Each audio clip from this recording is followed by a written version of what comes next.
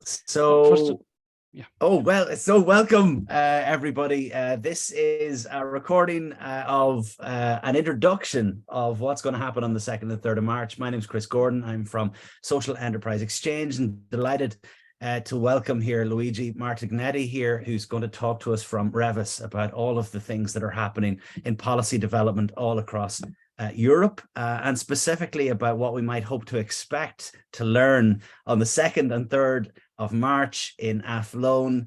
Details available at socialenterpriseexchange.ie. So without further ado, the person that we're introducing today is a vice president of Social Economy Europe, has been involved in structured dialogue group, cohesion policy at the EC, and member of the jury of the EER from the Committee of the Regions of the European Union. If none of that makes sense, all of that will make sense when you come to the 2nd and 3rd of March. But he's also the Secretary General of REVES, the European Network of Cities and Regions for the Social Economy. It is my delight and pleasure to welcome Luigi. Luigi, how are you? I'm fine. Thank you very much for this invitation. I think I'm really looking forward for this meeting in Ireland on the 2nd and 3rd of March. And I hope we could share some knowledge on what is going on in Brussels, what is going on at the European level, but also what is going on in Ireland, how these two levels could match, actually. I can get some sense out of it. We'd love to know more about what's going on in Europe, because sometimes I think, and you find this when you go across Europe, we've discussed, is that we can feel a little bit disjointed from things that are happening, and things move fast and some things move slow. But overall, having the opportunity to be able to speak to other people from other regions just helps us. So we'd love if our Midlands region in particular, the Just Transition region that the Social Enterprise Exchange is covering, would love to find out more about what social enterprise is and how those in position of being a stakeholder or in power can be able to help develop that. So Luigi, you're going to tell us a little bit about what's going to happen in the 2nd and 3rd. I'm going to let you away there and maybe tell us a little bit about what's going on. And yeah, the floor is yours. Yeah, thank you. I'll start from something you said. Actually, the main reason why the European Network of Cities and Regions for Social Economy was created back in the 90s was exactly for what you just said. That sometimes it is a bit local level, the local territories, especially those which are far from Brussels, are really far, from the place where the European policy is built. But then at the end of the day, they are those, let's say, having an impact from this European policy, so should be somehow involved in the making of the European policy. And so the European Network of Cities and Regions for Social Economy, that is to date the only network based on partnership between public authorities and social economic organizations, was created in Sweden back in 1996. So in the first chapter, me and my colleague Helmut Clare was just joined us. We will just, let's say, explain why it makes sense to develop partnerships between public authorities and social economic organizations, why it is a good way to sustainable development, to fair development, and so on and so forth. The second chapter, let's say, the second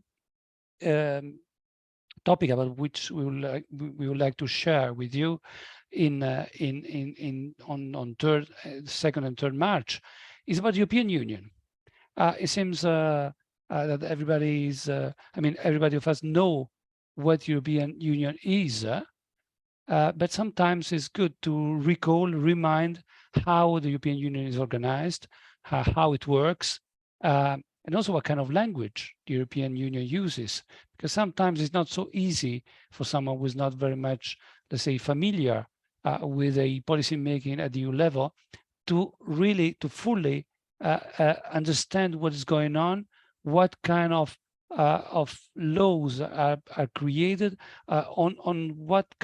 which are the competencies of the European Union, because we know that there is a match between the competencies of national member states and the European Union. So in chapter 2, we'd like to go through the main features of the European Union organization. So we will focus on the Parliament, Commission, the Council, and then we will maybe touch also upon just a few words about the European Court, the European Central Bank, and the Court of Audits, but this is marginal. But in any case, we will give, we would like to have a look into the making of policies and programs into the European Union. And this will be the second point. Just to say, Luigi, that is, I mean, it's all very well saying that we know the European Union, but as you well know, you've been in Brussels for so long, so dealing with these, it can be sometimes difficult to pinpoint exactly who's in control of what. And so that would be fantastic to be able to learn just a little bit to give us a background on it. That'd be brilliant. Yeah, exactly. And also understand correctly what is the relationship between national policy making, national rule regulations, and European regulations. Because sometimes we tend to say that everything happens in Brussels. It's not always like this. Most of the time is a match between national and European regulations. So this is in general. Of course, which one has the money? Exactly. Yeah. With the third chapter, we will enter into the topic of social economy. As you probably know, last year, 2 years ago, now it's 2 years ago, because it was December 2021, the Social Economy Action Plan was approved. So for the very first time, the European Union had an action plan for the development of social economy. We will look what is into the action plan, how the action plan could benefit to the local level, but also how did we get there? Actually, it was a long journey. First time social economy was mentioned into an official European document was 1997 and was the Luxembourg Strategy for Employment.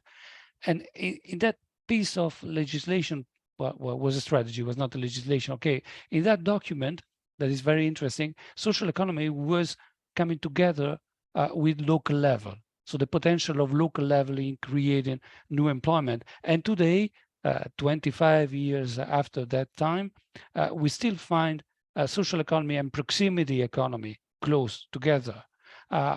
So we will try to look into this story, look what is into the Social Economy Action Plan, what we can expect from the Social Economy Action Plan in the coming years. The European Commission is starting implementing, but also how we as a local level, local territories can collaborate to the implementation of the Social Economy Action Plan. And I know that Chris has been very, very active in the celebration of 1 year of the Social Economy Action Plan in Brussels, last December. I'm very lucky, Luigi, as you well know, to work with incredible colleagues, to have been able to help at some point form some of this. But truthfully, as you say, 25 years has gone into this. But to make it relevant, as you say, that local piece is so important. So what? We have a social economy action plan. So what? What happens next? And that's your expertise, and we're looking forward. Exactly. It is important that we all know at the local level that what does it mean having a social economy action plan, because in this way, we can also understand how to mainstream it into EU programs at the local level. And I come to the next chapter that is about some key EU programs. And first of all, I would like to underline the European Regional Development Fund and the European Social Fund, because they are two programs, big programs, which are managed mainly at the national level. So we should understand how to mainstream the social economy into these two big programs, key programs. Now, in this moment, the different countries are elaborating their operational programs.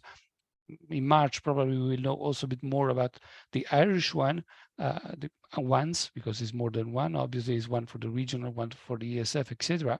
And so we will have more information. But it is important to understand that today's social economy has citizenship, we say in Italian, into these programs, as a role, a place into these programs.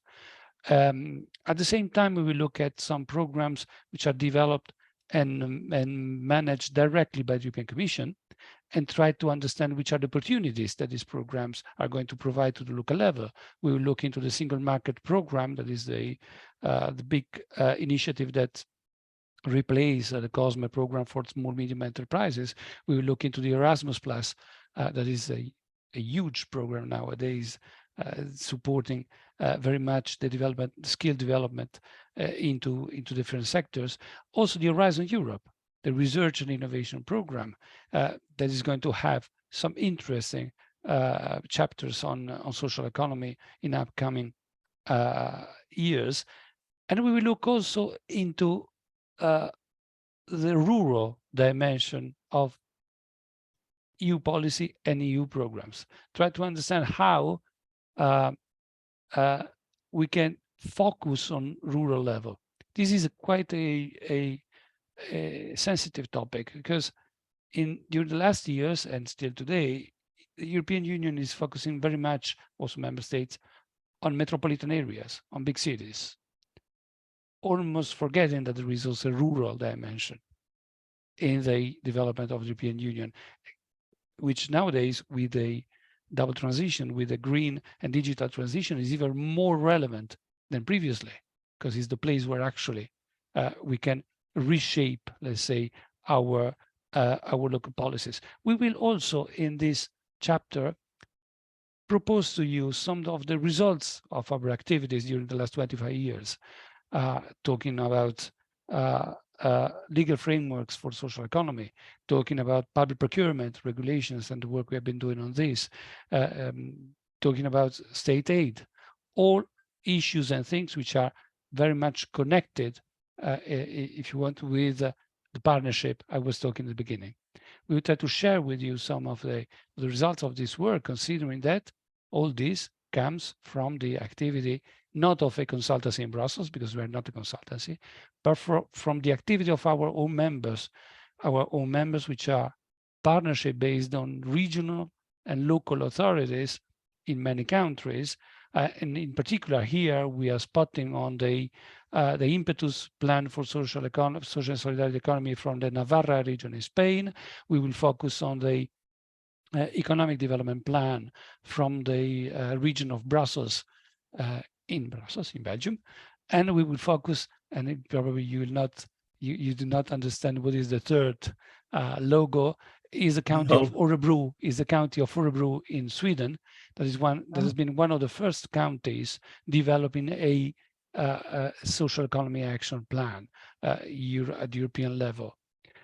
We will start from them, and we will then add maybe also different approaches from other countries in order to share with you some pieces of knowledge on how others have been developing in different contexts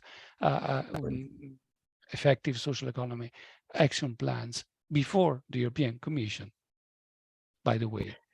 And I think we will close with this, and obviously we will have time to exchange and to share with all of you, with all the participants, and also to focus on the specific Irish context in order to understand how and in how far these kind of experiences can be shared and can be useful for developing a social economy or social economy enterprise ecosystem in Ireland and in the specific regions, in different regions of Ireland.